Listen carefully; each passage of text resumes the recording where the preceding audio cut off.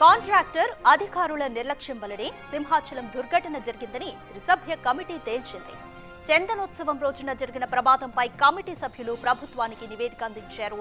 Contractor అధికారుల నిర్లక్ష్యమే భక్తుల ప్రాణాలను తీసిందని ఈ రిపోర్టులో వివరించారు. ప్రమాదంపై త్రిసభ్య కమిటీ విచారణ జరిపి ప్రాథమిక నివేదికను నిన్న ప్రభుత్వానికి అందజేసింది. అధికారులు అందించిన నివేదికలో సంచలన విషయాలున్నాయి. పునాది లేకుండా నేరుగా నేలపైనే గోడ నిర్మించారు. దీంతో ఆ గోడ అధిక బరువును తట్టుకునేలా లేదు. నిర్మాణంలో వాడిన ఇటుకలు, సిమెంటులోనూ నాణ్యత లేదని తేల్చారు అధికారులు. అంతేకాదు, సమీపంలో తవ్విన మట్టి శిథిలాలను గోడ వెనుక పోయడంతో దానిపై ఒత్తిడి పెరిగిందని గుర్తించారు.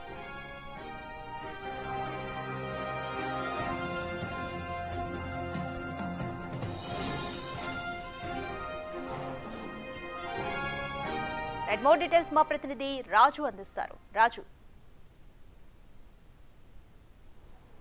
సింహాచలం దేవస్థానంలో జరిగినటువంటి ఘటన నేపథ్యంలో త్రిసభ్య కమిటీ మొత్తం 3 రోజులు మొత్తం దర్యాప్తు చేసింది. 72 గంటల తర్వాత ఆ ప్రభుత్వానికి నివేదిక వాళ్ళు చెప్పిన నిన్న సాయంత్రం సీఎం చంద్రబాబుకి అయితే నివేదిక ఇచ్చినటువంటి పరిస్థితి ఉంది.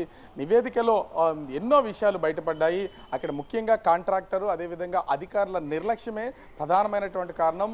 అధికారులు సరిగ్గా పర్యవేక్షణ చేయకపోవడం వల్ల అక్కడ కాంట్రాక్టరు చేపట్టినటువంటి నిర్మాణాల్లో ఎక్కడ నాణ్యత లేకపోవడం వల్లే ఈ ప్రమాదం జరిగింది. దీనివల్ల 7గురు ప్రాణాలు కోల్పోయారనేది ఇక త్రిసభ్య కమిటీ అయితే నిగ్గు తెలిసినటువంటి పరిస్థితి ఉంది. ముఖ్యంగా చూస్తే కమిటీలో ఉన్నటువంటి వాళ్ళు కూడా ఎక్స్పర్ట్లు, ఒక ఐఏఎస్, ఒక ఐపీఎస్, ఒక చీఫ్ ఇంజనీర్ ఉన్నటువంటి నేపథ్యంలో అక్కడ జరిగినటువంటి పనులకు సంబంధించి, ఎందుకంటే నిర్మాణాలు ఎలా జరిగాయి, వాటిలో నాణ్యత ఎంత ఉంది, అక్కడ వాళ్ళు వాడినటువంటి మెటీరియల్ క్వాలిటీ ఏంటనేది చీఫ్ ఇంజనీర్ తేల్చితే అక్కడ ఐఏఎస్ అదేవిధంగా ఒక ఐపీఎస్ మొత్తం జరిగినటువంటి ప్రమాదానికి సంబంధించి పూర్తి స్థాయి నివేదిక తయారు చేసి సీఎంకి అయితే అందించినటువంటిది అయితే ఉంది. అయితే నివేదిక అందిన తర్వాత సీఎం చంద్రబాబు మొత్తము ఈ నివేదికను పరిశీలించి 7గురు అధికారుల మీద సస్పెన్షన్ వేటు వేయాలని ఆదేశాలు జారీ చేసినటువంటిది అయితే ఉంది. అదేవిధంగా కాంట్రాక్టర్ల లక్ష్మణ్ రావుని బ్లాక్ లిస్ట్లో పెట్టాలని ఆదేశాలు అయితే ఇచ్చారు. ముఖ్యంగా చూస్తే ఒక్కసారి అంటే 2 శాఖలకు సంబంధించి ఈ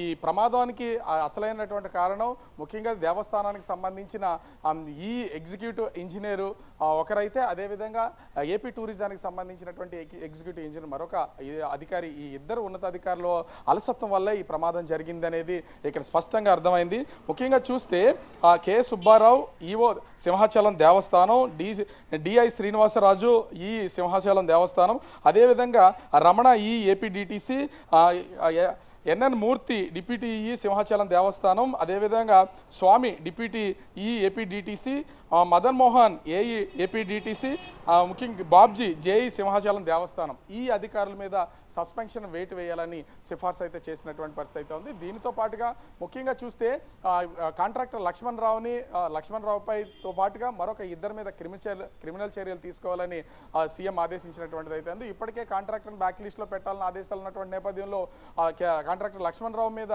క్రిమినల్ చర్యలు తీసుకుంటామని ఆదేశాలు అయితే వచ్చినటువంటి నేపథ్యంలో మరొక 2 అధికారులు ఎవరనేది ఇక్కడ తెలియాల్సి ఉంది. అయితే ముఖ్యంగా చూస్తే టూరిజం శాఖకు సంబంధించినటువంటి ఎగ్జిక్యూటివ్ ఇంజనీర్, అదేవిధంగా సింహాచలం దేవస్థానానికి చెందినటువంటి ఎగ్జిక్యూటివ్ ఇంజనీర్, వీళ్ళిద్దరి మీద కూడా క్రిమినల్ చర్యలు తీసుకునే అవకాశాలు ఉన్నట్టు తెలిసింది. మొత్తం 3 అధికారుల మీద క్రిమినల్ చర్యలతో పాటుగా 7గురు అధికారుల మీద సస్పెన్షన్ చేయాలని సీఎం ఆదేశాలు జారీ చేసినట్టుగా ప్రస్తుతం ఆ నివేదికను బట్టి అర్థమవుతున్నటువంటి పరిస్థితి కనిపిస్తోంది.